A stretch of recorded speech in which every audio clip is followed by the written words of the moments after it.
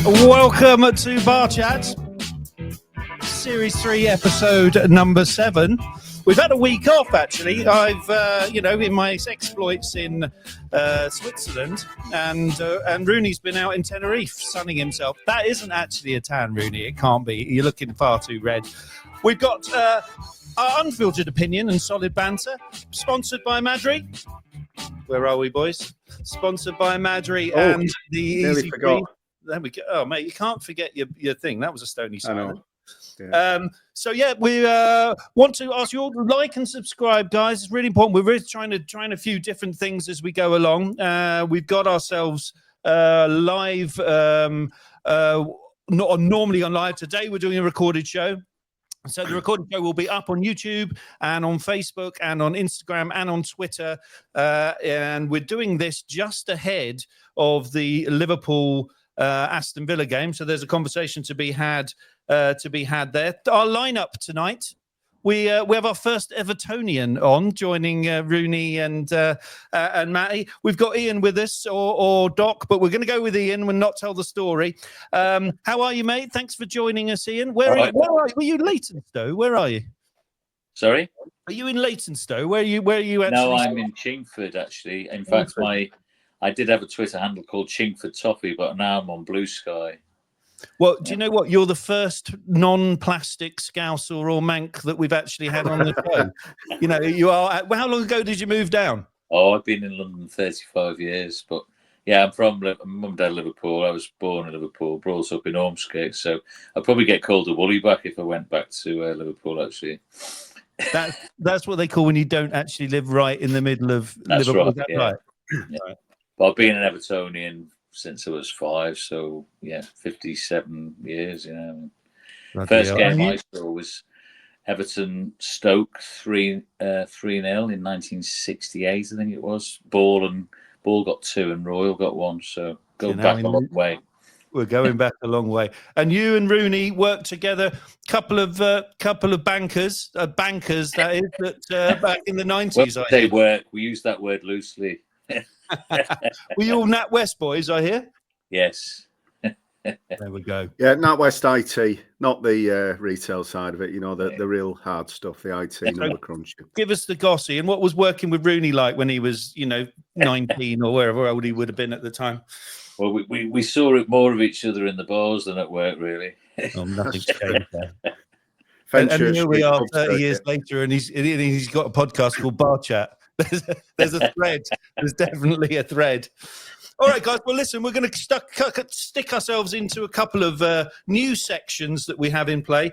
We're going to start with Ref Watch, which is our going to be a weekly feature because we know how keen Rooney is on Darren English and Michael Oliver. So just one for you, really, Matty, this one, but just so we can avoid them. Darren English is VAR for Southampton Brighton, so you can all look for some dodgy decisions there. And Michael Oliver is reffing the Villa Chelsea and then the Brighton Bournemouth game on, I think, Tuesday night. But on Wednesday night, Matt, you'll be pleased to hear that Darren English will be refereeing United Ipswich. He's on mute. He's on mute. It's an old trick. There you go. That's better. Sorry, it was 1-1 last time we played him, I think, wasn't it? I don't know, but you've got English, mate. He doesn't mind. If I remember, sorry to interrupt, it was Amorim's first game. Yeah. It was 1-1, wasn't it? Yeah. So, I mean, bear in mind, this is however many games it is now, and the way we're looking and the injuries we've got, it will be 4-0 Ipswich probably. No, they're actually not a bad side. We played them the other day. They come out and want to play football, so it should be a good match. Well, they caused you to take the ball into the corner in your own ground, didn't they? For the last 5 minutes, try and kill it. Yeah, I think so. 1 goal in it. I know the fans were mourning. I think so. Well, listen, we're going to just get this out the way because we got to make ourselves we're in the deadline. Another feature we got online here is we're going to do the Sky Super 6 on a weekly basis, and this means that I think the prize money is 100 grand. So we all between us pick basically the 6, so you have to get the scores right if everyone's familiar with how Super 6 works. And are you going to when we match? win, Are you matching the prize money, Mark? yes, obviously, mate. Yeah. Thank you. So when we win, then we spread it before us. So what would you do with 25 grand? I don't know. So anyway, look, the first game up. Let me just see if I can get this up for you, chaps. I think I probably can. Here we go. So the first game on the Super Six, not that one, on the Super Six this week is. We're going to need to get rid of that as well. Here we go. So we got Bayern Munich Celtic. Bear in mind that. Celtic, I think what we'll do one each and then we'll share two at the end. I tell you what, Rooney, why don't you kick off? Give us a score for Munich Celtic. First leg was 2-1 to Munich. Celtic got a late goal, I believe. Yeah. I'm actually going to go 3-1. 3-1 Bayern. 3-1 Bayern, that's in. Ian? Not an easy one, this one. Benfica Monaco. Last game 1-0 to Benfica, first leg, and that was away. Does Eusebio still play for Benfica? No, I will stick. I will go for a 1-1 there. 1-1. Okay. Yeah. So it's a 90 minutes, is it? Oh yeah. So what does that mean? 1-1. They would win. Then Benfica would win 2-1. That's fine. Okay, Matty. Dortmund Sporting. Bear in mind that Dortmund are 3-0. 3-0 up. 3-0 up. I'm going to go. They're 3-0 up. They'll play a little bit safe. I'm going 2-1 Dortmund. I like it. 1 Dortmund. I like the thinking. Oh, it's my turn. I get to do this. Well, I feel like I've got to let you. No, fuck it. No, I'm doing it. Right, Villa, Liverpool. I can't. I've got to go with my head, right? Because my heart says Villa win it. How do you normally get on against them? It's always a tough game. It's always a tough game. Villa It won't be easy. And don't forget, you've got Rashford putting a man of the match performance at the weekend, and he's going to love to stick one over on Liverpool. My head is going 1-1 or 2-1 Villa. Who's happy with 1-1? I'd go 1-1. No. I think Villa have been a bit poor. I mean, they only drew 1-1 with Ipswich, who had 10 men. So their last games, Yeah. they've drawn 1-1 with Ipswich. They've beaten Tottenham 2-1. They've lost to Wolves 2-0. Yeah. 4-2 against, is that Celtic? Like, and then they drew with the Hammers with West Ham 1-1. But they do look a better side. This is pre-signings. I mean, now they've got the signings. You've got Rashford. What's the other kid from Real Madrid? Yeah, he played well as well at the weekend. 1-1 or 2-1, or are you? Would you really take an exception, Rooney, and go? You think Liverpool win this? I'd love a win, but it's going to be a tough game midweek. They need the points for their own European charge. You go where you got feeling. If you cost us 100 grand, we'll have a word in the pub. I'm going to go 1-1. Right. So we'll do this one together. Real Madrid, Man City. Real Madrid are 3-2 up. 3-2. Yeah, they're 3-2 up. I can't see him going there and getting a result. Can you? I could see a score draw, a really tight, hard-fought game that Madrid edge it won. Bearing in mind, Real Madrid could be without Bellingham. Right. If he gets a ban. Right. And that Marmouche played for City. Yeah. He got a hat-trick, didn't he? Yeah. Go on then. Let's go for something. Anyone got a shout out? But Haaland could be out for injury. Right. It's a tough one to call. It's a tough one to call. We call a draw. A draw. I'd call a score draw. Yeah. Yeah. Score draw and Real Madrid go through. 2-2, 1-1. 2-2. I think there'll be goals. I'd say 2-2. 2-2. Go 2-2. Yeah. 2-2 it is. Right, last one. PSV. Juve. Juve won the first leg 2-1. And that was Juve again. That was at home. That's weird, isn't it? I'd go Juve again, to be honest. They had a good result of the weekend. I'd say Juve to go through. Yeah. 1-0. They may well park the bus because even a 1-0 defeat would do, wouldn't it? Yeah. Why don't we go 1? Oh no, it wouldn't, would it? Sorry, 2-1? PSV would go through. No, it's 2-1 Juve or 1-1.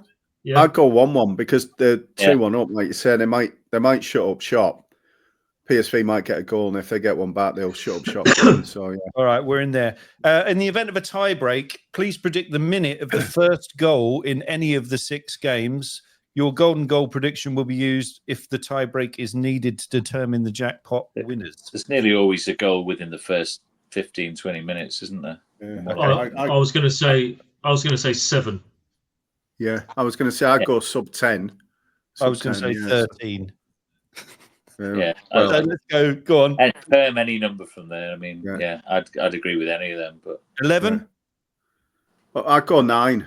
9. You want to go go 9's a good one. Yeah, 9. Okay. I bet there'll be a goal early in one. Here of we those go games. then. Let's submit. We don't want the free offer. That's it. We're in, I think. Edit predictions. Share the predictions. That's fine. We'll share that. We'll share that online. I think online in a bit. Oh, hello. I've technical glitch, chaps, but we're there anyway. Don't open anything you shouldn't, Mark. Yeah, no, mate. Yeah, I haven't got that on at the minute. Who was that message from?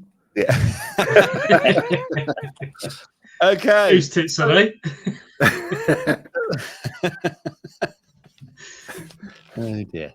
So right, let's go. My next moving swiftly on. On the game, funny enough. Not we're talking about anyone on the game, but I use this feature to talk about where we're at. Liverpool, Everton, United. I'm going to start with Liverpool. 4-0. What we got here?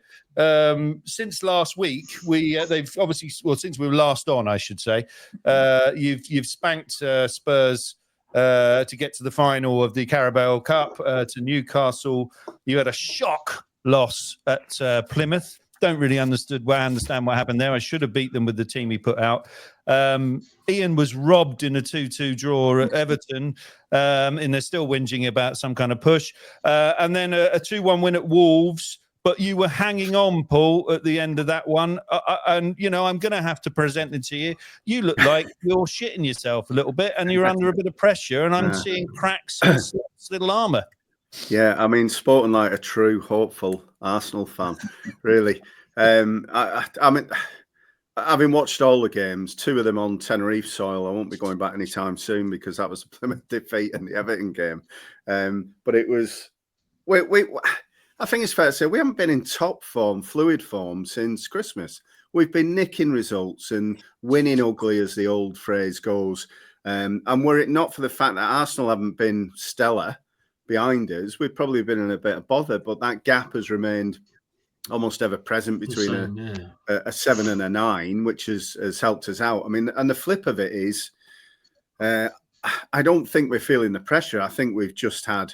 what I saw at the weekend was probably against Wolves was a degree of exhaustion. Some of the players who've been playing really well, like Sabozai, looked dead on his feet. Jones obviously got the card for his naughties at Everton, so thinner in midfield. But I think it's all explainable. I think it's all rationable. The core of the squad is still intact. 7 points with 13 games to go. I think any team would take at this point in the season and be happy with. But it's a pivotal week in the season. We've got Villa tomorrow night and City at the weekend. To me, this is the crunch 2 games of the season. Whatever happens in these 2 games is probably going to define it. We're either going to have, if we don't do well over the next 2 games, going to have a hell of a chase with Arsenal a scramble for the line, or if we, I think if we take 4 points from those 2 games, I think Arsenal are deflated, and I think they're looking at it thinking, what the hell do we do? Because they've got to come to Anfield as well. And if we had to and wanted to, and it's not our style, we could set a draw off that, and then you're even further behind. Yeah. I can't remember. I can't remember Liverpool having a blip yet, a real blip. No, I agree. In this season, well, it's kind of been the blip, but it's not been painful massive because of the chasing pack haven't really made inroads really. They've kind of matched your blip. Yeah. Yeah. I mean, Liverpool have done quite well for injuries this season. You've kind of evaded a lot of that. I mean, I think the major point. Well, just on that, Mark, though, it's an interesting point because I've seen a few people pick it on podcasts. Alisson out for 2 months, Trent out for 6 weeks, Canate out for 7 weeks. We've had quite a few injuries, but it hasn't affected us anywhere near. And the old adage would be, you look at yourself with Arsenal and Saka and Odegaard. If it was Van Dijk and Salah, then yes, it's different. But we have had injuries, and nobody wants to lose their first team keeper. But Kelleher has stood in and Kelleher's brilliant, done as well. Really, he's done really well when he's come in. Yeah. I think Liverpool will be all right because if it was City chasing you down, you can't afford a blip or two. But I think this year you can, because I don't think Arsenal, they will have a blip or two as well, because they, against Leicester at the weekend, they played on before they scored. So I actually think, I don't think Arsenal have got the ammunition to hunt you down, if you like. Yeah, I hope so. I just think, because I've got to bring up doubt here. I've not seen a club as in Wolves. Apparently 50% of the possession. They had more shots on target, more shots off target. A lot of them were outside the box. Liverpool giving the ball away in the second half. Yeah. Go on. Well, I was going to say, we fell for the classic. Well, they term it the most dangerous scoreline in football, the 2-0 lead. And we bought that hook, line and sinker, and we sat there and we thought we can slow this down. It's 2-0. They're not even trying. They came out second half, put us under pressure. Spectacular goal from Kuna. And then guess what? 2-0 to 2-1's a hell of a game changer. And it shifts it up big time. So we hung on, but I think we defended well. Give me some hope, Rooney. Let's look at these next fixtures. You got Villa, City, Newcastle in the EFL final. So pass that one over. And sorry, I think you've got Newcastle and you've got them in the final. And then you've got the Merseyside derby on the 2nd of April. So let's assume that's 1, 2. So Villa, City, Newcastle, and Everton as your next games. How many points do you expect to get out of those 1, 2, 3, 4 games? Well, the Everton one will be the next one in the 2nd of April in that run. I think you've got Southampton in the middle of that, actually. Yeah, well, I thought we had you before the 2nd. I thought we had you in March. I'm not sure. I'll double check that. Doubting myself.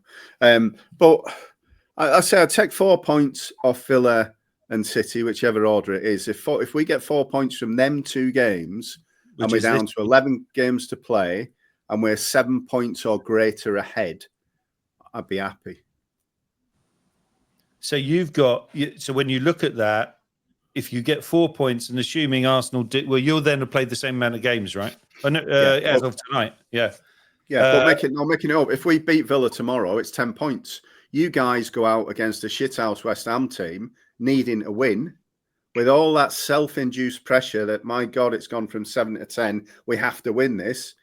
West Ham rock up with no pressure on them at all, and always giving you a bloody nose when they get the opportunity. So a draw or a defeat there is catastrophic for you guys. Could be. Equally, we could not drop points. You could, and then we're going in. We get to Anfield with 5 points behind with a win. It's a big week. It is a big week. It is a big week. I think we'll know a lot more after this one. On contrast, moving swiftly, a mile down the road or half a mile down the road, Everton rejuvenated over Moyes. First thing, I mean, your Februaries look very different. There's a 4-0 win at Leicester, robbed against Liverpool, a 2-1. There was one defeat in the middle in the FA Cup, wasn't there not? And then a good win, 2-1 win at Palace, where I understand you were on hospitality, mate. Or how? Yes, yes, I certainly got my money's. Well, it was free anyway, but I certainly got a few points and a lot of food. I mean, when you must be pleased. I'm ecstatic, to be honest with you. I'm in a WhatsApp group with friends, and my son's in it, and my friend's son. There's about 6 of us. We call it Suffering Souls. We've had it for about 5 years, and it's felt like that. Every weekend has been depressing. And my mate Petey goes through about January and looks where the next points are coming from. And when Dykes was there, we were looking and we were saying, well, maybe Ipswich at home, maybe Southampton at home, but we couldn't see any of the points coming because we've got a tough April. We've got Liverpool, Arsenal, City, Nottingham Forest away. So you started to panic. We really couldn't see us getting from. We were 17 points, only scored 2 goals, apart from the Wolves game, in the last 10 or 11 games. And you think, where's the goals coming from? But actually, a lot of people were saying, "Oh, we don't want Moyes back. We don't want Moyes back." And people said, "We want someone more progressive." Potter. Everton went for Potter apparently. I was thinking Iriola because he's done a great job at Bournemouth.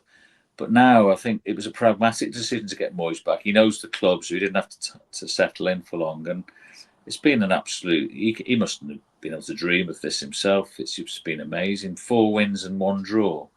I think we're top of the form league with Arsenal. What's he actually done, Ian? I mean, what's the? You're watching them. You've got a bird's eye view. You're watching them live. What's the fundamental change that he's made? Quite a few things he's done. Is first of all, Dyche wouldn't play Jake O'Brien. He was signed for 15 million from Lyon in the summer. Dyche said he wasn't Premier League ready. He played in the Premier League for Palace, I believe, and he's been looks really good. And he's played him. He's a centre back. He's 6'4", but he's played him at sort of right back or in the 3-man, if you like. And he's looked really accomplished in the ball. The passing's great. That's one of the things. He's got the fullbacks going forward. He just thrown more bodies forward. Dyche was very one-dimensional. He could keep a clean sheet, but you couldn't see where the next win or goal was coming from. Just long balls down the channels. Whereas now you see when we attack, there's a bit of purpose. There's a lovely move against Palace in the second half where it was quick and incisive. And the other thing, Beto, when he ever came on as a sub, he was never really given a run of games.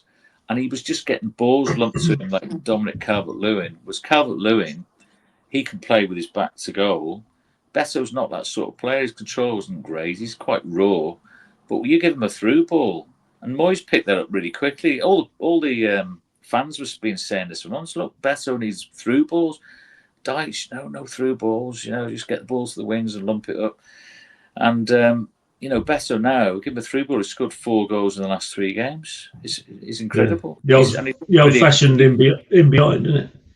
Yeah, you see him from on. He's fancy him to score every time. He got through so much work Saturday. He was man of the match, and I thought, wow, he really put himself about. He was chasing everything down, being disruptive, and the Palace defenders couldn't handle him.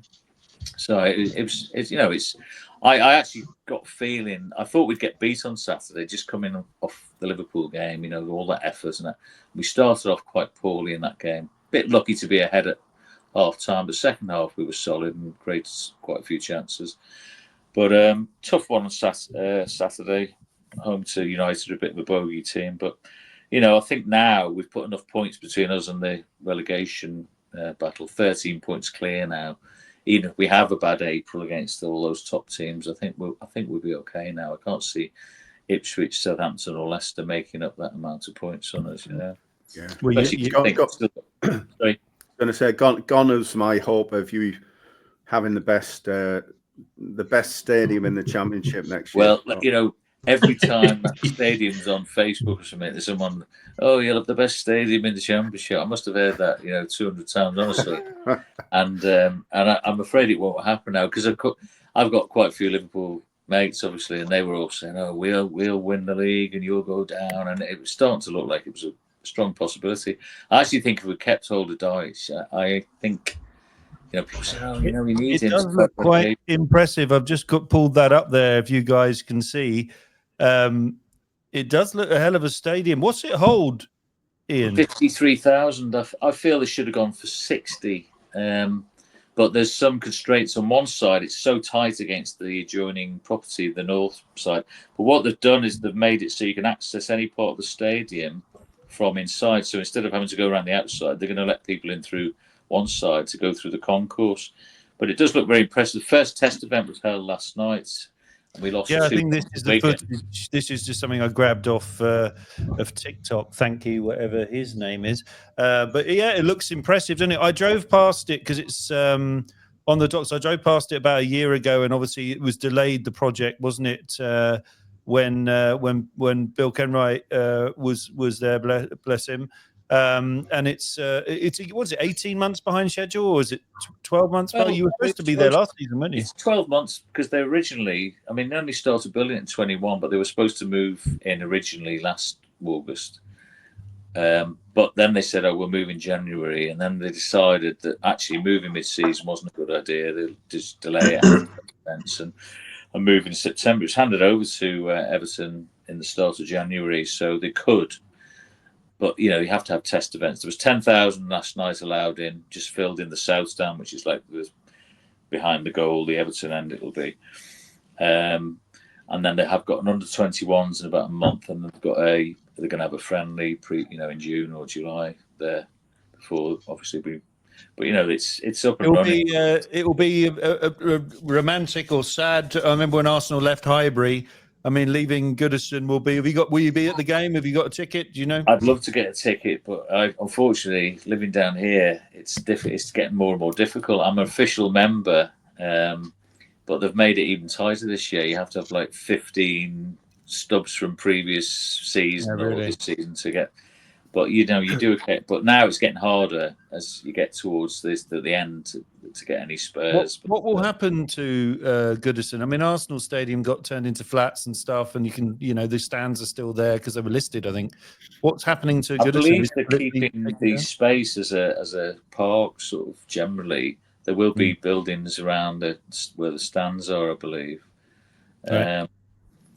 But it's not like real estate like Highbury, is it? It's not. It's round or I don't think so.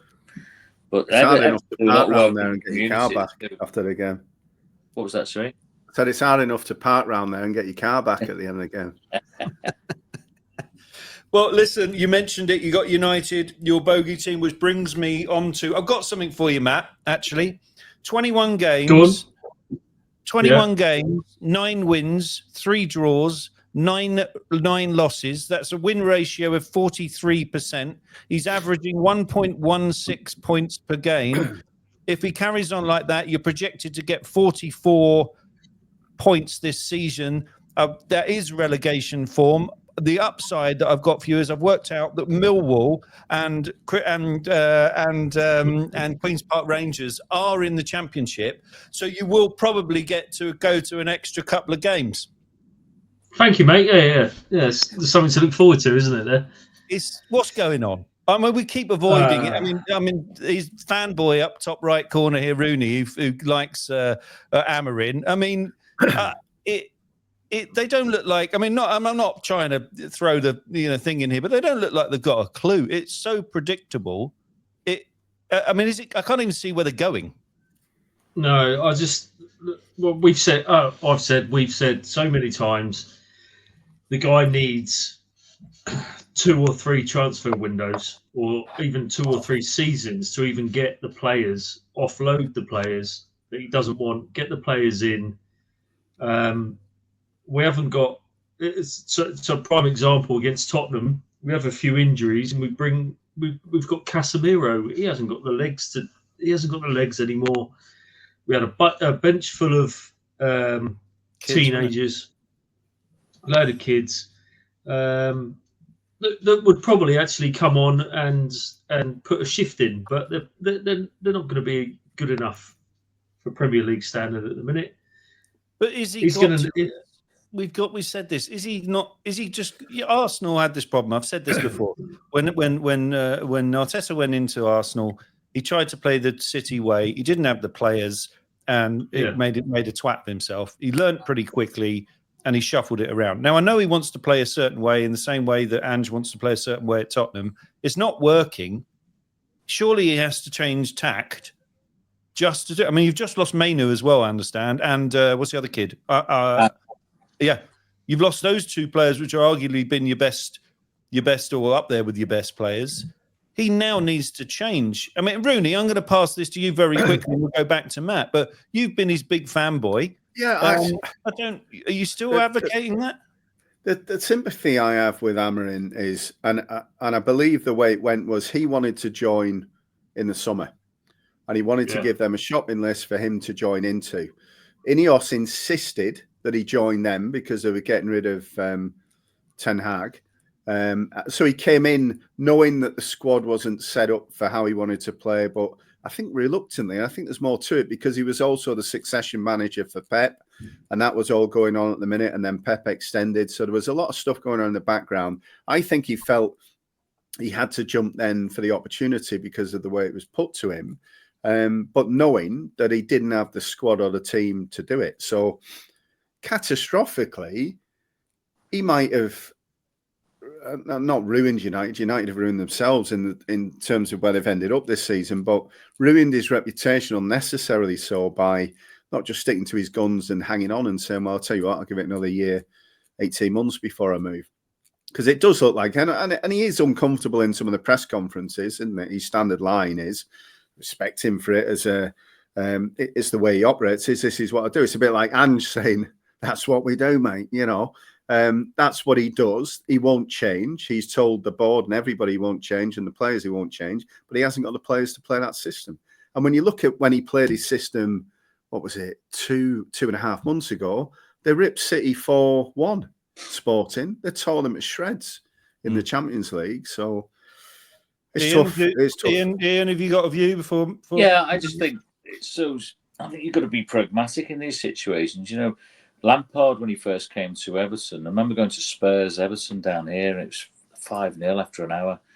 And he was trying to play, we looked all right for the first 15 minutes, he was trying to play passing football through, but we just didn't, we kept losing possession. And that's why I think, getting someone like Moyes, and he's prepared to be pragmatic and then say, yeah, when in the summer, we can have a big reset because sort of PSR issues might go away with the new stadium and a lot of players out of contract. And he's saying, yeah, you could be pragmatic. Lampard eventually realised he had to be pragmatic and change the style of play. And I think Amorim's been a bit stubborn and needs to say, right, I'm going to try and get as many points as I can this season. Try and have your clear out in the summer and get your new players in and change your system to what he wants to play. But I don't think you can just say, right, I'm going to play my system if you haven't got the players for it. Because he's lost a lot of games now, hasn't he? I agree, Matt. That's exactly what I was saying, Matt. I liken him to Ange, and he has to surely take that more pragmatic approach, whilst he doesn't have and now lost more players, because you can't see this changing. I don't see you. It's at Goodison, isn't it, on Saturday? Is it at Goodison? Right. I don't really. You can't sit there and go, "Fuck me, I fancy that," because I wouldn't fancy that at all. Would you? I mean, how are you feeling about it? I mean, are you angry about it? Are you just frustrated? Have you lost interest? I'm not angry about it. I mean, I don't fancy any game at the minute. I'm not angry. I'm frustrated that, as you've said, that he's. I admire him. I like the guy, and he said, "This is the way I'm going to play, and this is the way." But he keeps coming out and saying, "I haven't got the players to play that way." So surely adapt it a little bit and say, "Okay, I haven't got the players at the moment to play that way, so I'm going to do what I can and play a certain way to fit the players I've got." And then when he gets reinforcements and gets the players that he wants to then start playing the way he wants to play, then do it. Don't do it now when you've not got the players. I feel like he's almost proven a point where he's saying, but I can't play the way I want to play. I can't get the results I want because I haven't got the players. So he's kind of saying to the board, I need these players. But at what cost is that going to come? It's going to come at a cost at some point because, unless we win the Europa League, we're not going to be in Europe. We're not going to be able to get the players he wants to come and play. We've got to attract the right players. Yeah. So, I also think, Rooney, you watched it. I didn't see it so much, but Paul was saying to me, Rashford looks like a completely different player. I mean, it also suggests that there's a bigger problem. Yeah, I mean, he was. I'm not sure he was man of the match. I just watched the highlights, but my God, it was a man of the match performance. He was taking a standing start, beating defenders on the halfway line, sprinting past them, driving to the byline, crossing balls in. Villa were unlucky not to nick it, hit the crossbar that they got their goal from, looked hungry. And again, I don't blame United for that, because Rashford had done what he'd done to put them in a position where they had to do that. But it just showed, if anything, how he's almost cheated United out of the best of Rashford. That's how it looked. But do you think they've treated... I mean, when Ronaldo left a few seasons back, he didn't look like he was treated very well. We had the problem with Sancho. You got Rashford. I think there's another one in the mix there where they're just falling out with players, dropping them or putting them into the reserves. Who's making the decisions? This is now not one manager. This is arguably three. I mean, it happened with Ollie and then Ten Hag and now him. Is it actually his decision, or is there? You have to ask the question, don't you? You have to wonder who's calling the shots. I mean, I always think Rashford was a problem under Solskjaer, was a problem under Ten Hag, and he was initially, from the first 5 minutes, a problem to Amorim, and he's just sort of not having it. I've seen what you've done in the others.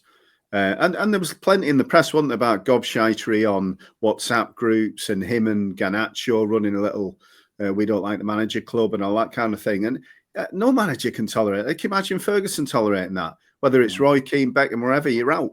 The minute you pull that stunt, you're out.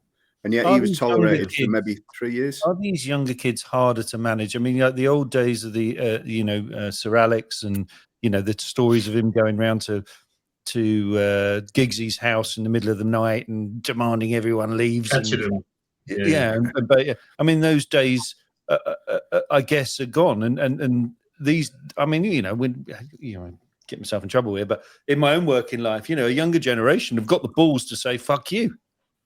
Yeah. I mean, back in the day when we were 18, 19, 20, if you didn't agree with your boss, you shut your mouth. Nowadays, it seems it's okay to just say what you like, which must make managing a group of players, if you can't use, the old-fashioned way, it must be very, very, very difficult. And particularly when the team's not succeeding. Ian, when, if you go back very far, when Lampard left and, you were every week. I mean, we had a chef at the time. He was a big Evertonian. And he was epileptic. He couldn't believe what was going on with the club. And there's unrest. And I think when you're not doing well, it must get much more difficult. You must have seen that at Goodison. Oh, yeah. I think a lot of people... I heard that when they were all called to the... Do you remember it was just before the FA Cup game against Peterborough, and the players were all called to the Titanic Hotel to be told that Dyche had gone and Baines was going to manage them. And I heard that the mood of the group visibly lifted. So, I think maybe he'd lost the dressing room. And I think once you lose the dressing room as a manager, then your days are numbered, really, aren't they? Yeah. And it's harder when you're not succeeding and people can't see, I always make a joke when I'm watching Postecoglou. We're doing an interview. I mean, other than obviously doing his mate, yes, well, he spends the whole time looking at the floor. So if you were some sort of NLP bodied language, you go, if that's what he looks like when he goes into half time, you're like, I'm not getting any inspiration off of him. But that's the effects that it has, doesn't it? When your team's struggling, and sometimes just a change in manager like Moyes coming in, he knows the club. And gets a very, very quick impact, which is, I think, what United were hoping were with Amorim. And he does talk a good game. At the moment, he's not walking the talk, Matt. If Amorim constantly is coming out with this negative language that I haven't got the players, how does that make the current players who's playing for him feel? It's not giving them confidence. And I think Moyes has given all those players a lot more confidence. And I think Beto said something of, Mr. David Moyes sat me down and showed me a video of what was doing wrong. And again, he's encouraging them and giving them the confidence to go out and play. I think Dyche had got to the point where he was just telling them, you're not good enough to score goals, you need to defend. And he made them feel all negative. And I think Amorim is doing that because he can't say, he's got these players, you've got to try and get the best out of them.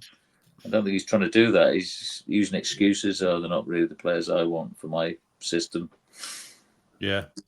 I mean, the thing is, we come from a generation with back in the day, Roy Keane. You could have you don't even need the manager, do you? You've got a player in the dressing room that would read the fucking riot act. Can you imagine Kingo in that team? Yeah, not just in the dressing room, on the pitch, he'll rip you a new arsehole if you do something wrong. Yeah. I remember a game and seeing clips of when Ronaldo the first time around at United. He should have put the ball in the back of the net, and he tried something and it didn't come off. And Roy Keane ripped him new arsehole, and he just said, "Put the ball in the fucking net." And you don't get there's no one on that pitch for United. There's no one on that pitch that does that. You get Fernandes throwing his arms up, and you get some players going, "Oh, he should have passed me the ball." But there aren't any leaders, are there? I mean, where's the Gerrards? No where's the Duncan Fergusons? Where's the the Vieiras? Where are these players? They don't seem to be in a team. It's much more vanilla, and maybe that it all falls at the feet of the manager. And that would never be in our day when I think we all played a little bit of football, even at grassroots level. That it was always someone, whether it was a gobby twat that you always getting booked and you want him to shut the fuck up. But at least there was someone on the pitch going. Is it Rooney? You're a bit of a philosopher of these sort of things. What do you think it is? Why are there no more leaders? What do you think the game's changed? Is it not allowed? Is everyone gets too upset about getting upset? I'm going to say something before Paul goes in. I think. Going back to your comment about, the age of these players are the age of the people that we're talking about, that we work with or you employ, that have they think they have some sort of privileged right to get their own way. And if they don't get their own way, they can throw their toys out the pram and have a little sulk and tell people to fuck off, and they're not doing it. And I think that's the age group we're talking about, which is what some of these players are. Millennials and Gen Z. Yeah. You've just written off a whole portion of your audience. Both of them. No, but I think what's different now, though, is very much the clubs used to control everything, and now the players do, don't they? The players know if they're on 350 grand a week, if they're out of form, if they're getting a bit of heat. The worst that happens is they get more money somewhere else. And it's a very different game than it was 20 years ago. Yeah, I think it's the money. How do you motivate a multi-millionaire who is not really... Yeah. I think the players who played in the 70s and 80s really loved the game. They were on maybe 3-4 times the working man's wage. I remember going round to people's... I went round to Tommy Smith's house. Actually, that's a story. He wasn't in. His wife said, "Oh, he's on tour," and one of my mates said, "You liar." She chases down the path. But he only lived in an ordinary 3-bedroom semi. Joe Royle lived around the corner, a 4-bedroom house. But he had a nice house, and Tommy. But they weren't. And when they finished, they had to carry on working, whether it be running a pub or Martin Peters working insurance.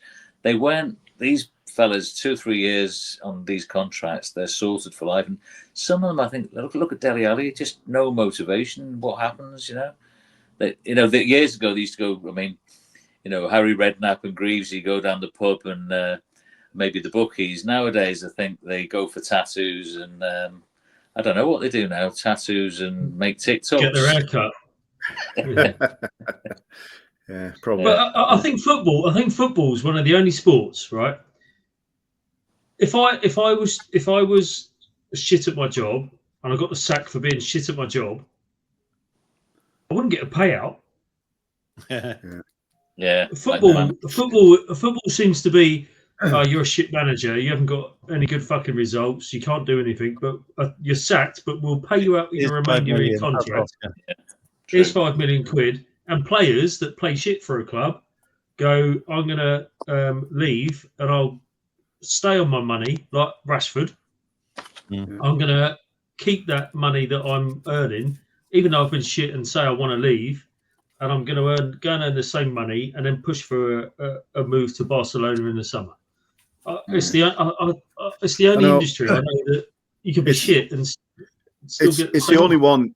You're dead right, Mike. It's the only one without true performance-related pay implications. You might have the odd bonus for X number of goals of that, but if you play shite for 10 games on the trot, there's no penalty. No.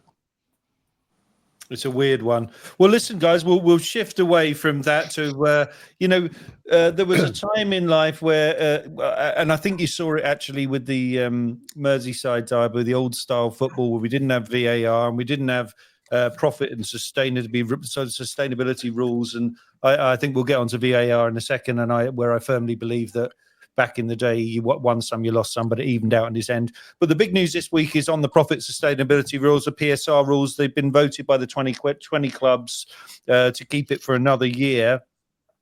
And then it will be replaced by squad cost ratio, Rooney. SCR, I know you had a little look at it.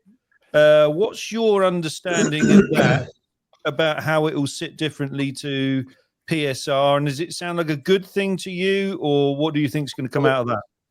I think they've kept the same 105 million loss over 3-year tolerance, which has not shifted now in a long time, Paul, has it? No, that's right. Yeah, with everything else moving, it hasn't. But then you're also looking at that constraint that's been brought in. Well, I think it's 5 times. You can't spend more than 5 times the lowest club's earnings, including Sky Money, player sales, and everything else, which is a weird one because on face value, it kind of says it constrains it a bit.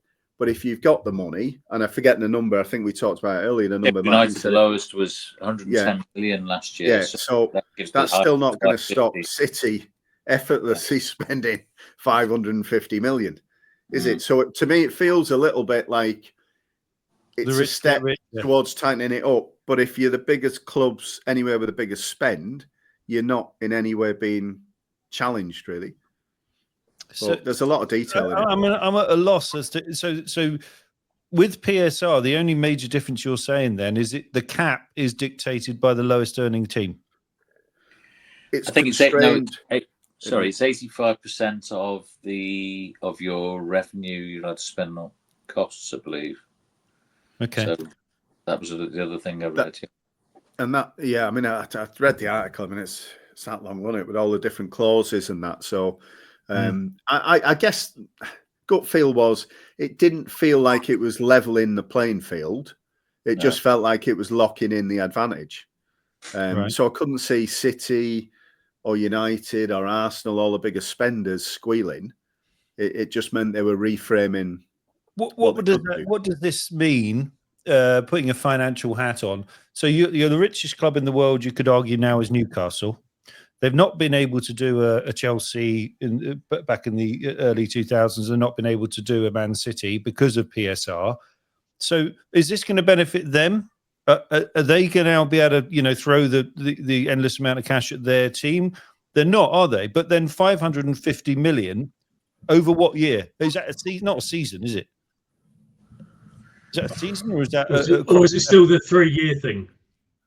I'm not sure if it's the 3-year or the 1 year. But let's face it. In January, City spent 200 and something million in a month. So it could be a season, the summer and winter transfer window. Yeah, that would make more sense, wouldn't it? At the moment, the PSO runs June to the end of June, doesn't it? I think. Does it? Right. I think you're right. There's 2 windows. Out of their penalty because they'd moved from being in the Premier League to the Championship, and therefore they said you have no jurisdiction. Yeah. Yeah. So on this point, Ian, how do you feel about this? We've seen your club, Everton, get docked 10 points. It's happened to Forest.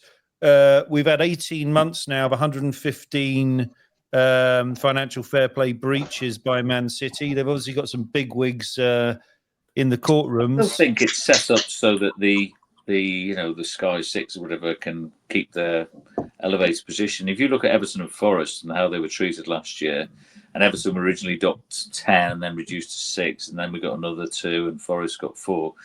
And you think, well, there was no consistency. There was no rule book as such of the penalties. It was made up as they go along.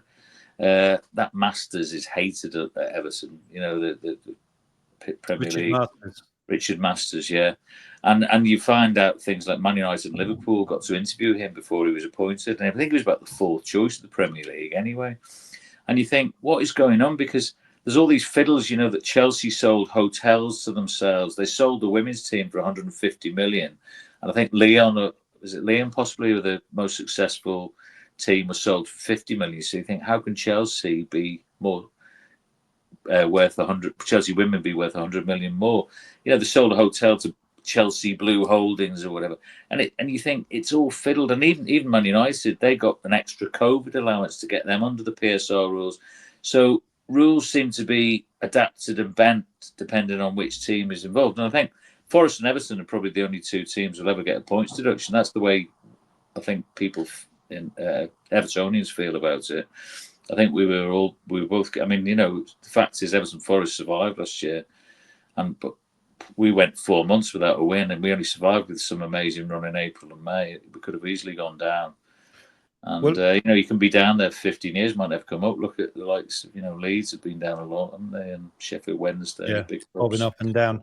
But, I mean, if you think about this, if you go back even further, you know, with Rangers, Glasgow Rangers got knocked all the way down in their leagues for that. And, you know, this looks like thing. I was in Zermatt. I touched on this earlier with you guys. I was skiing last 2 weeks ago, and there's a guy there that I was skiing with who's got some good contacts at Newcastle. And one of his friends or acquaintances, I don't know how to put it, is a referee, a Premier League referee. Can't tell you who it is, but he told him on some authority, and that's, you know, it's all hearsay, so no one sue me, on hearsay, that they're 2 weeks away from a 40-point deduction. And they're talking about Man City are. Yeah. Oh wow! And that'd be amazing if it happens. Yeah. I said to him, he said they're going to do it. They'll do it this season, and that will give them mathematically, if it's done in the next 2 weeks, so kind of imminently now, that will give them the chance, if they won every game, to get out of relegation. But very likelihood is they'll go down. I mean, what do we think about that? City got now? How many points has City got? They've got 44, I think. 44. So, wow, 4 points. They'd probably still finish before those bottom three. But if they got they'd be above United. Yeah, they got a 40-point deduction now. How many games left? 13 times. How many games on? How many points on offer? 39. 39. I mean, when you think about it mathematically, it's an interesting. That's what gives it a bit of credence to me, that it's possible, because 44 points would probably not see yourself go down. Yeah. You've got to win every match. Well, if it's true, you heard it here first on the Bar Chat channel. You got it. I actually, you know, without knowing all the ins and outs of those 115 charges, but when you think that Everton and Forest were deducted, you know, 6 points and then 4 for Everton, then 2 for Everton, then 4 for Forest for one charge, each charge. You think 115, I mean, it depends how many they get found guilty of, but even if it was 2 points per charge and half of those charges, 40 points sounds light. So you wonder how many points. How many charges were alleged against Everton? 2, and the first one, it was 10 points reduced to 6 on appeal, and the second one we got 2-point deduction for being about 5 million over, whereas Forest got 4 points for being 30 million over, which was less than our 6 points for being in a higher breach. So I'm just saying there was no consistency. There was no consistency. There's something about they cooperated. Was our lack of cooperation was deemed to be the fact that we argued against what happened. They dropped a charge against us for loan payments on the stadium, which they were going to do this year. But I think that was everyone came under the PSR this year. And I'm sure there were clubs who would have gone over. So you just wonder, is it all being fiddled? I think they were desperately last year trying to avoid this football regulator, which the Labour government are trying to bring in, because they don't want the Premier League to be regulated.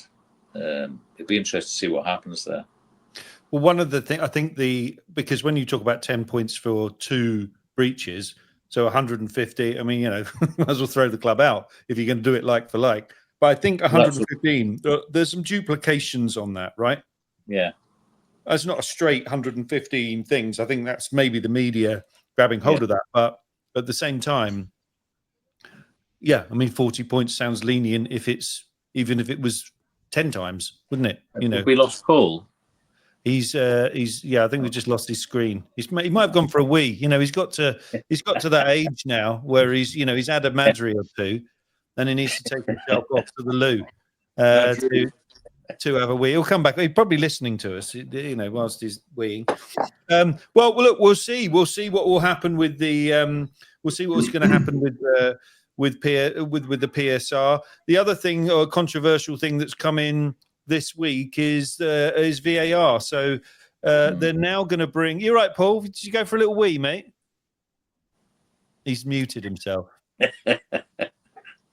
I could hear you throughout, but I managed to not do a naked gun and leave my mic on. So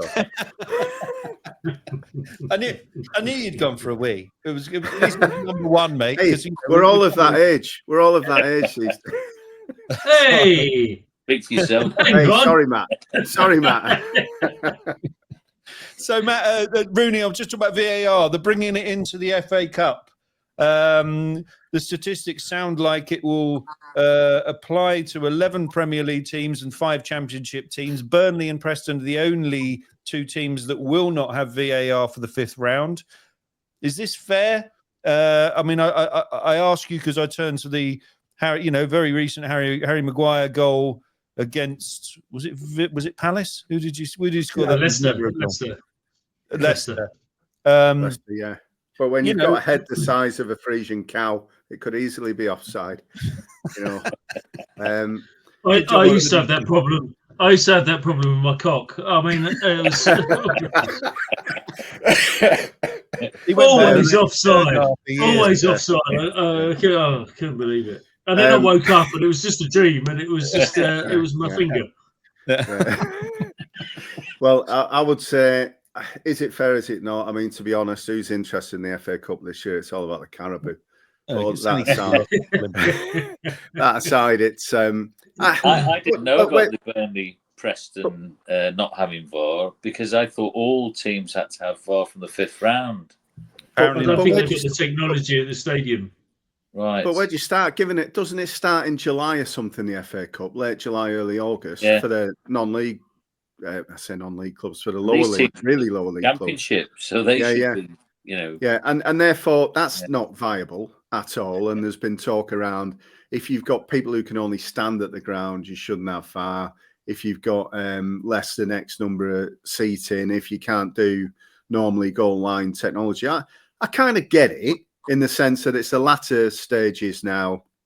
If it can be done and it arrives at the right outcome, because let's face it, that last round. There were some shockers, weren't there, without VAR? It was almost like a VAR advert. We'll show you how bad it could be if we didn't have VAR. It was almost a strap line that was missing. But is it because they've become too dependent on VAR to make the decisions when they don't flag side, etc.? Yeah. I think it's when they see a decision. They see a decision that I don't know. 3 years ago, how long's VAR been in? 3, no, more than that, isn't it? 3 or 4 seasons. Yeah, 3 or 4. Okay, so go back 5 years. The linesman would normally make his own decision. They're so now reliant on VAR that when VAR is not there, it's habitual. They don't make that instant decision. They think it will go to VAR. So when it's not there, they're like, "Oh shit, it's not there. I didn't flag." So none of us would be bothered if we thought it was any good. And that's a crucial point. And I was talking in the pub actually the other day. I don't know if Rudy, whether you were in this conversation. I'd love to see happen is the referee give a decision, but at the moment they give it the old, the box and thing. I'd love him to give it the decision. Have I said this before on here? That where he goes, okay, I think that's a penalty, but he immediately goes, I want to have a look at it. So that alleviates this what do they call it? Obvious, whatever they call it. So VAR can't intervene. But why Yeah. Why can't the referee decide he wants to look at VAR? Why do VAR have to tell him things? Now, the only reason I can think about this is that the moment he does this and walks to the camera, he's going to get mobbed, isn't he, by all of the players trying to get an ear in. But then we need to take the rugby approach, which is fuck off, go away, step away.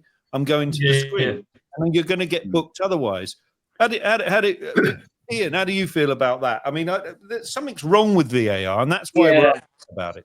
I agree with you that the ref should be able to call, can I look at the video just to confirm my decision? And this nonsense where you're waiting, that was at Palace, their goal was given, and then VAR looked at it for 4 or 5 minutes, and it's just ridiculous, the time. If you can't see that that's a clear and obvious error, then you've got to give the goal. The ref, you've got to go with the on-field decision after 1 minute. 5 minutes. We were talking earlier about injuries happening because players are standing around for 4 or 5 minutes, muscles getting cold. And I just think there is something wrong with VAR, that it's just too clunky. When you hear the conversations that they release, they sound so amateurish. One of them, before they'd even looked at, no, not penalty in my book, not penalty in my book. These people just sound, there's 3 or 4 of them all talking, mate. You think the offside has got to be this automated thing which is coming in, isn't it? Like they have in the. So apparently, with semi-automated, the ref, firstly, the ref will announce the decision over the tannoy in the stadium. So there's a first sort of very rugby orientated thing. The virtual graphic, which is supposed to be quicker. AI will control where the line is, so it's supposed to get rid of the controversy. But then that virtual graphic will be shown in the stadium, which I don't think they've done before. No. Right. No. So yeah, the thing is, rugby have absolutely smashed it. Like you say, the players go up. If the players go up to the referee in rugby, they say the referees, they're on mic. It's heard. They go away, away. They make a decision, but you can hear the conversation between the referee and the rugby version of VAR. I can't remember what it's called. Yeah. And fourth official. They say so. Yeah. Fourth official, but you can hear the referee saying, "I saw it as this. What do you see?" And they say, "I saw it differently," or "I see it the same." Okay, so we agree. Okay, so it's a no try and it's a penalty to so-and-so, right? They've absolutely smashed it. How hard is it, if VAR has been in for 3 or 4 years, not to follow suit and get the referees, go on a course with the rugby union, for God's sake? Yeah, how many people are in the sort of training? Free? Yeah, because there seem to be too many voices when they release it. You think they're all, but that's like I mean, I know I berated him the other week. Our friend Darren, the referee for the Luis Diaz disallowed goal at Spurs and that. And there were rumours at the time that they've got all the monitors, and that of the 3 people, 2 of them were watching the cricket because the Ashes was on. And it was a strong rumour that was reported. And you think, if you're sat in a caravan and it's all gone a bit quiet and you miss that minute, it shouldn't be like that. But it does sound like it. And you're right, the language is amateurish. In the rugby, it's hugely transparent and open, and it's almost the referee saying, "Have I got this wrong?" I'm open to saying I've misseen this or not seen this. There's a degree of vulnerability that he's putting himself out there to be corrected, and the balance between the 3 in the van and the ref on the pitch just doesn't work at the minute. You thought about getting yourself in the VAR caravan, mate, as you call it? If they got the cricket on as well, yeah. Well, you'll be in there with Pornhub. Oh, easy, Tiger. Easy.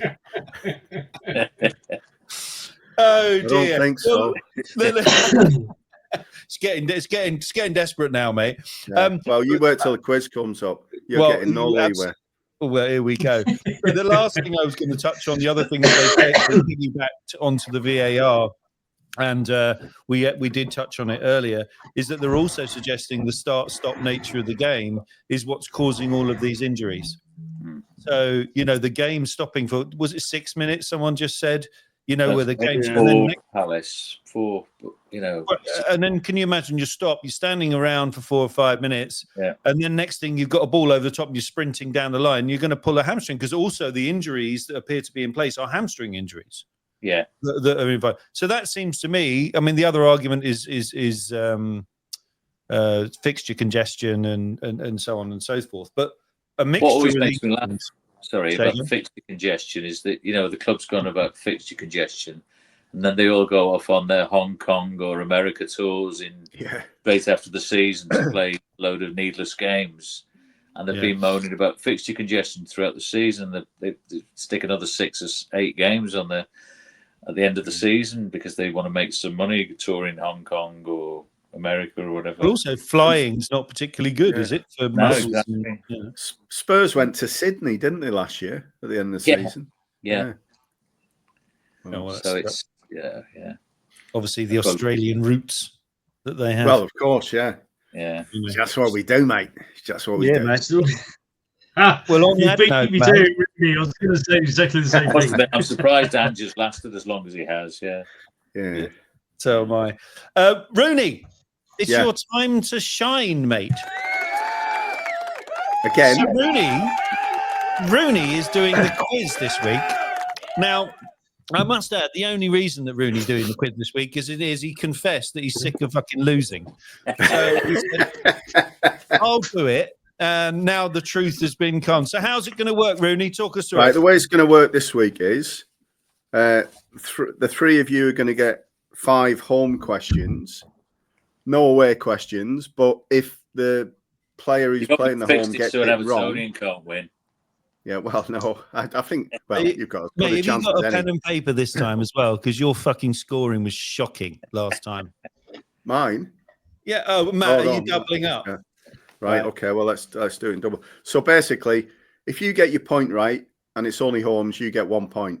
If you get it wrong and the opposition jump in and steal the point, they get 2 points for that. So do we stick our finger up or something? Yeah. Whoever's what? Yeah, whoever's up there. You're getting the tone of this now, Ian. You're getting the tone of it. So I'm going to shuffle the pack, and we'll see who comes out first on the. Shuffle the pack. Yeah, right. Not on camera, mate. Do that when we get off. Yeah, no. You went to the toilet a minute ago, bro. So first up, it's the Man United questions for Matt Gunner. Oh, okay. Go on. Okay, go on. Brace yourself. So these are worth 1 point, right? 1 point to you, 2 points if somebody jumps in and steals it. Yeah. The only difference to that is there are a couple of binary answers. So clearly, if you get the binary answer wrong, I can't offer that across. Can I ask? We have to wait for him to answer. We can't just jump in front of him. No, right? Of course you do. Yeah, that's why there is questions. Okay, I apologise, Quizmaster. Yeah. Well, you are the normal Quizmaster anyway. Moving swiftly on. When right, Matt, brace yourself. When Man United last won the league, cast your mind back that far, in 2012, 2013, if you can't remember. Yep. Who was the shirt manufacturer that year? Not the sponsor, the shirt manufacturer. Nike. Correct. 1 point. Well done. Number 2.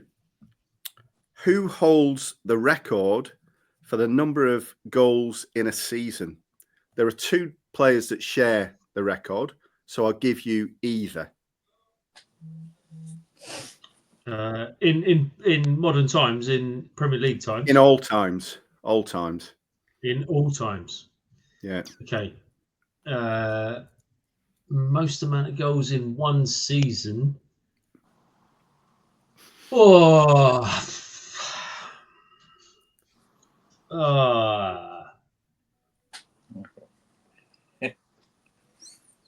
Nistelrooy. Who? Van Nistelrooy. Incorrect. Right. So, Ian, go on. Is it Bobby Charlton? No. So, Mark, Ronaldo?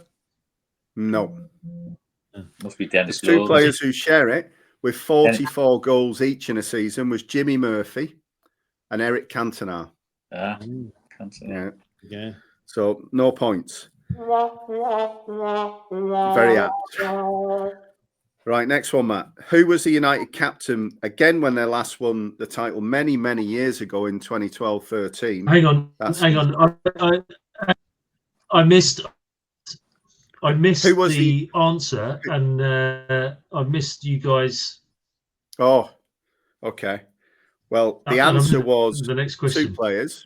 Yeah, the answer was 2 players, Jimmy Murphy and Eric Cantona, Go on. both with 44 goals. Right. So that was the answer. Okay. So the question is, okay, who was the United captain when they last won the league in 2012-13?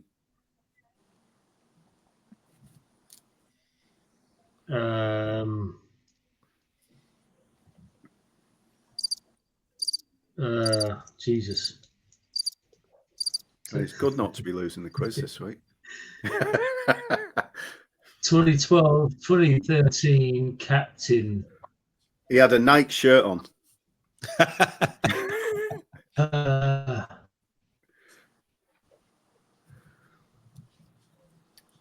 give you another 10 seconds. 2012, 2013. Do we not get clues, Paul? A defender. You can't be giving clues at this stage. Yeah. Gary Neville. What's wrong? Incorrect. Anybody else? Yeah. I remember who the centre backs were when. Well, Mark's got his finger up. So That's Mark first. I was going to say Rio Ferdinand. Incorrect. So Ian, you've got a free stab at this. I'm trying to remember who was alongside Ferdinand. Well, I think I know. my memory for 4 years ago is better than 2 years ago. Defender. I can't remember who partnered Rio. Give you 5 seconds for a stab in the dark. No. No, go on. Oh, gone. It was Nemanja Vidic. Fucking. Yeah. Yeah, it's interesting when I do the questions, isn't it? Not many high scores. Next one up. Yeah, next one up, Matt. Man U won their first European Cup in '68, defeating which team in the final? Benfica. Correct. And then, final and 5th question. Who has the most appearances between David Beckham and Peter Schmeichel? You give you a bonus point if you count the number of appearances they had as well. I'm going with Peter Schmeichel. Correct. Peter Schmeichel had 398 appearances, Beckham 394. So that's what I was going to say, but you didn't give me a chance. Oh, well. You got that right, though, didn't you? Did you? Yeah, he did. Yeah, he did. You wanted his I got the answer. Oh, yeah, he wanted his number, right? Yeah, sorry. I jumped the gun. Can we have a score update on that? 3 points to Matt on that, and I don't think there was any steals, was there? No. Jumped in there? No. Right, so next up, we've got Ian with the Everton questions. Here we go. In what year did Everton win their first FA Cup final? Whoa. 1906. You were only young at the time. 1906. Correct. Yeah. Yes. Well done. Which Everton and England defender, born in Barrow-in-Furness, played a huge role in the 80s Everton success story? Gary Stevens. Correct. Wow. 2. Who was the first Everton player to win the PFA Players Player of the Year award in 1970? 70s, the Royal Ball Kendall team, isn't it? So, can you repeat the question? Yeah. Who was the first Everton player to win the PFA Players Player of the Year award in 1970? I'll go for Alan Ball. Incorrect. Matt's got his hand up. Peter Reid. Incorrect. 1970. he was in nappies at the time. What was the Howard Kendall? No. I can have another stab. Colin Harvey. Was it Colin Harvey? Yeah. Was it? Yeah. I met Colin. Do I get a point for getting an Evertonian manager? No, not at all. Right. What is the most points Everton have accumulated in the top division in a single season? This is multiple choice. Yeah. I think, go on. Yeah. 72 points, 75 points, or 77 points? 77. You get an extra point. Go on. 77. No. And it feels unfair on multiple choice to offer it across because it's just guesswork. So can we guess it was actually 75 points in 1984. In 85-86 season. Well, Everton finished on 75, Liverpool 88, Villa 65, West Ham 65. Liverpool weren't that many points ahead of us. What did you say then? 88 Liverpool, Rob. In 1985? 85-86 season. No, because it went down to like the last but one game, so it can't be that much of a difference. We've had this problem before. I'll quote the previous quizmaster. You're arguing with AI here. Because seriously, I went to the two last games: Everton and Southampton. Liverpool, Dalglish scored at Chelsea, and then there was a meaningless game on the Monday against West Ham, which we won 3-1. Then we had the cup final the week after. Anyway, moving swiftly on to question. To get down to 2 games, it must have been closer than that. Yeah. Well. I'll check with AI afterwards. Last time when this happened, we had a Brentford fan on, Paul Fletch, and every time we went the argument, we really believed him because he knew absolutely. So convincing. Wrong. Yeah. So anyway, Well, it's like Doc saying he was at the game in 1906. But here we go. Right, fifth and final question. In 1984-85 season, when Everton won the league, who were their shirt manufacturers, not sponsors? Oh, God. Was it Lecoq Sportif? Well done. I Googled that and I thought that can't be right. I had to do it again. But funny name, though, isn't it? Yeah. 1, 2, 3 points. Well done. 3 again. Well done. Right, so myself here. On to Mark, who never normally has to face the pressure cauldron of a series of questions. So we'll see how we get on here. Go on then. In what year, and it starts easy, in what year did Arsenal win their first FA Cup? Ever. Starts easy.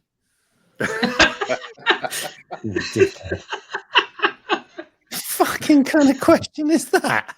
I'm doing the question. 1906, you know? It wasn't that. I'm going to go Herbert Chapman time. So, I don't know, 35. Ian's got his hand up. 24? No. 1924, no? No. I'm going to say then, I'm going to say 1945. Incorrect. During 1971. Won the first time we won the FA Cup was 71. Yeah. Wow, I didn't know that. And you beat Liverpool. I remember that one. Charlie George. Charlie George, yeah. Right. Yeah, it was. You're right. Yeah. So no scores there. Thanks. Right. Here's one, and this is binary, so can't offer it across. Who's got the most Arsenal appearances out of Patrick Vieira and Steve Bold? Boldy. Steve Bold's got 372 appearances. Patrick Vieira had 406. So... oh, it's great to see the usual quizmaster performing like this. No pressure here, but you need to get the next 3 questions right, Mark, to equal myself and Ian. We can pinch it here with a bonus as well. Well, that's true. Exactly. Yeah. What year was Arsenal's first year at the Emirates Stadium?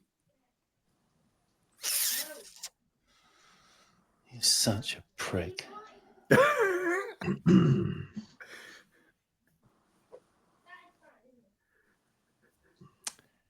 It was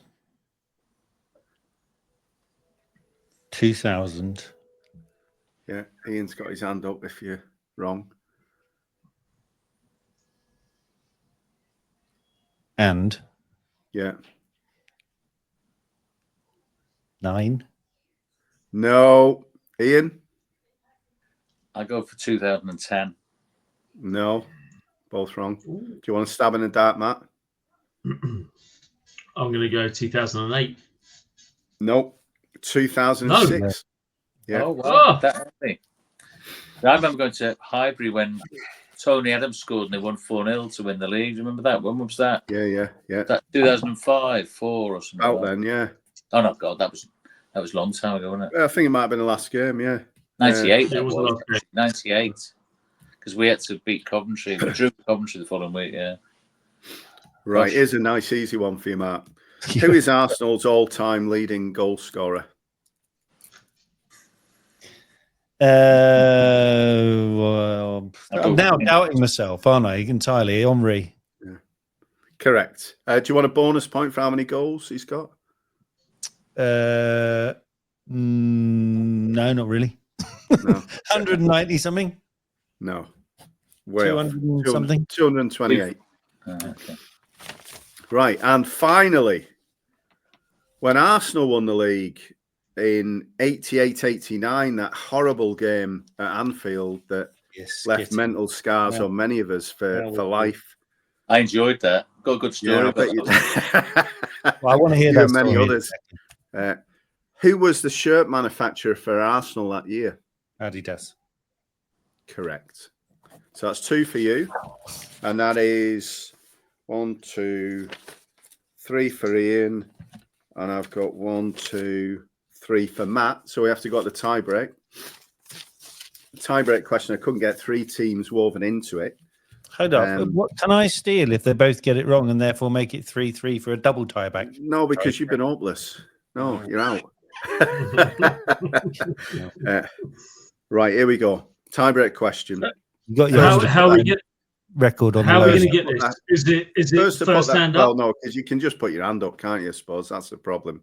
So how do you want us to do it? How do we do a tie-break then?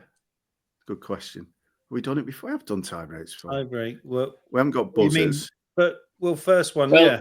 Hand I up. think maybe you should say if someone gets it wrong, they lose a point. Yeah, that's true. Yeah, That would stop people okay. just. Yeah. That's a good way of doing it, I suppose. Yeah, fair way of doing it. Okay. Right. Once So a here we banker, go. always a So banker. put your hand up if you want to answer, if you're ready to answer.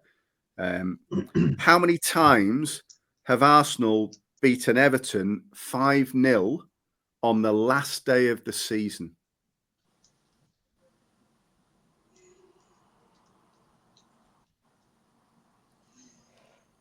Go on. Once. Matt. Twice. It's twice. Well done, Matt. Yeah. So Matt's nicked it. He's nicked it. I cannot believe that. Sorry, I shouted. When was it? No worries. Good effort. Well done, lads. Good effort. Oh, I Can cannot. I just say this? I've never lost. I know. No. I've just said you've got your 100% record now. Can I just say I've never lost when I've been quizmaster either. I'd like to say my questions were ridiculous, and we'll Right, back move to you, on. quizmaster. Mate, very good, mate. I'm glad you've done that, and you've now got that role. We'll have to find one for Matt now, so he stops winning, because we're just not going to hear the end of it. We'll go from there. Couple of housekeeping pieces to finish. Actually, well, there's a bit of other news to look forward to this Saturday. I don't know if we've got any boxing fans in the house, but we've got Dubois versus Joseph Parker. Good undercard on that. I think Zhang is on it as well, live on DAZN. Watching that one, Matt? Yeah, I'll be watching that one this weekend. I've got a messy weekend actually. I'm in Twickenham at the Cabbage Patch, actually, at our old friend Stuart's pub. Okay. We're going there. Me, Jodie, my daughter Katie and her other half George. It's George's birthday, so we're going to Twickenham to the Cabbage Patch to watch the rugby. So I imagine it will get we'll have a few Madries, and then back home for the boxing. Yeah, I think it's in Saudi, isn't it? So it won't be too late. I think it'll be 10, 11, not one of these early. Last match is, I think, 10:30-ish. Yeah, right. Is it on pay-per-view, is it? Oh. Yeah, it is on. I think if you're a subscriber, it's not. Yeah. Yeah, I must admit, I did look at the undercard, given the hype it's had on the TV and the radio, and it does look solid, really solid. Yeah. Of matches. I think they're all title matches, aren't they? Yeah, I think they are. I think you're right. Yeah. And so that's something to keep us busy, at the weekend. What else have we got going on? I also just read, by the way, that just while we're on, Amorim tracking Victor Osimhen at Galatasaray. That would be a good addition, would it not? Yeah, of course. Yeah, he's. Listen, we would have won. We would have beaten Tottenham if we had someone that could finish.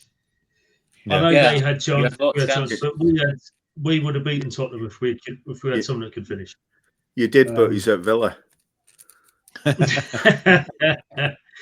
But I mean, Xerxes. I thought Xerxes did all right against Tottenham. To be honest, he worked his arse off, but he's not the finished article.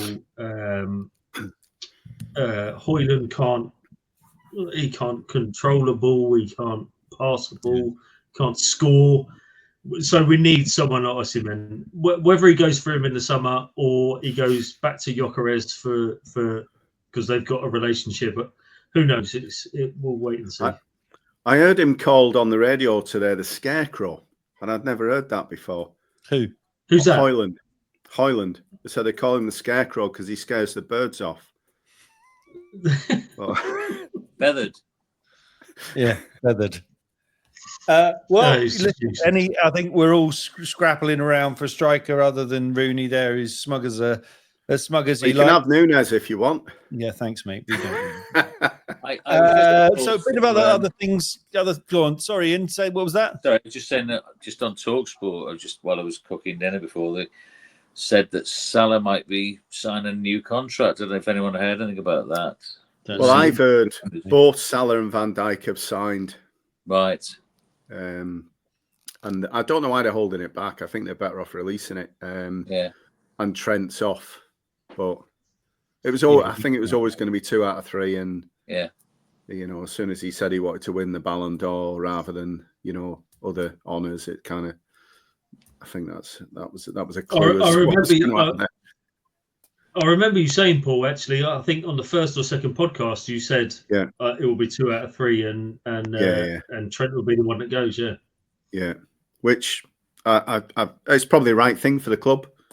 Sad to lose a local lad, but his ambition and his friendship with Bellingham and all the rest of it is. You've got to get on with it, haven't you? You just got to get on with it. Yeah. So Matt, to going back to our Super Six, Pep Guardiola has. So they've obviously got a problem at the back.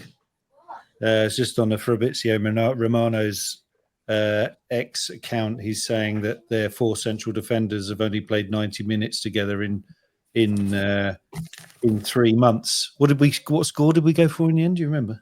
2-2. We said we said it 2-2. Yeah. Madrid City. Yeah.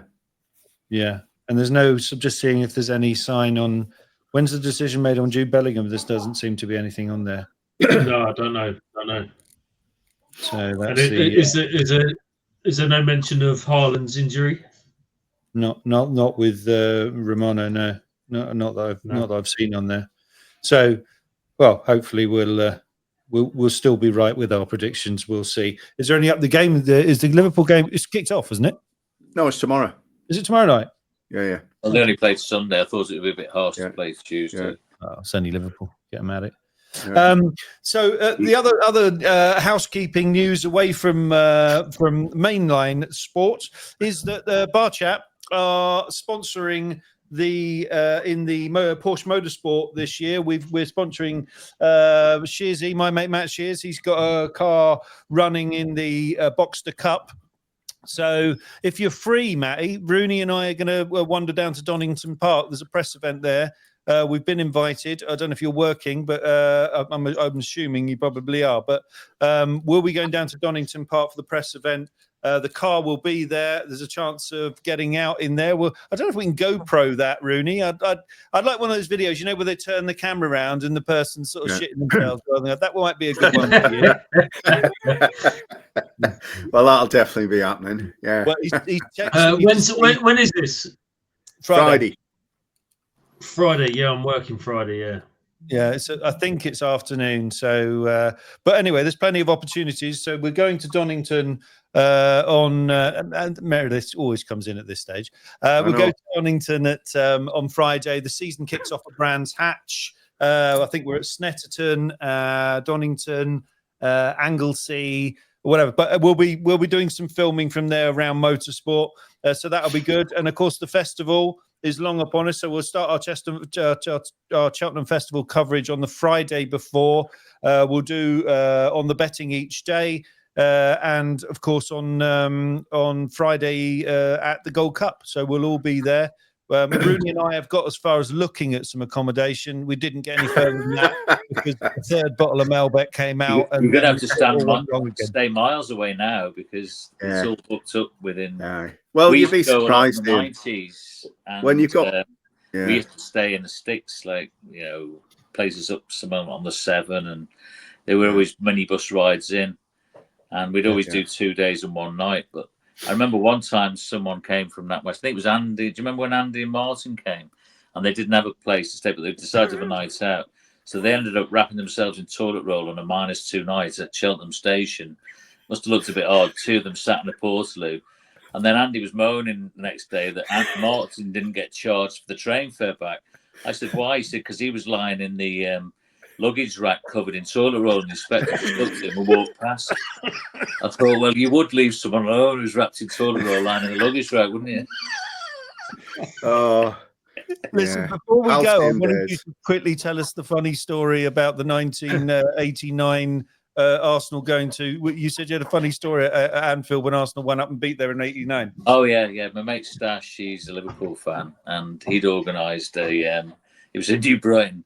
He'd organised a big buffet and in the pub and stuff, and then it was like there was half a dozen Everton fans in there, you know, 60, 80 Liverpudlians. And at the end of the game, it was just like very sad. There was this buffet all covered in cellophane, and just all the Liverpool fans drifted off. And the 6 Evertonians ate the lot, you know.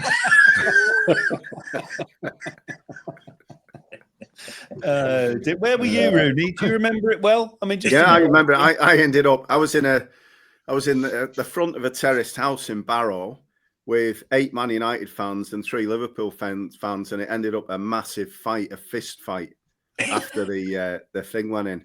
It was brutal, absolutely brutal. We went down the pub afterwards and all made up, but it wasn't a good day at all. Yeah. I'll never forget that day. I was made up.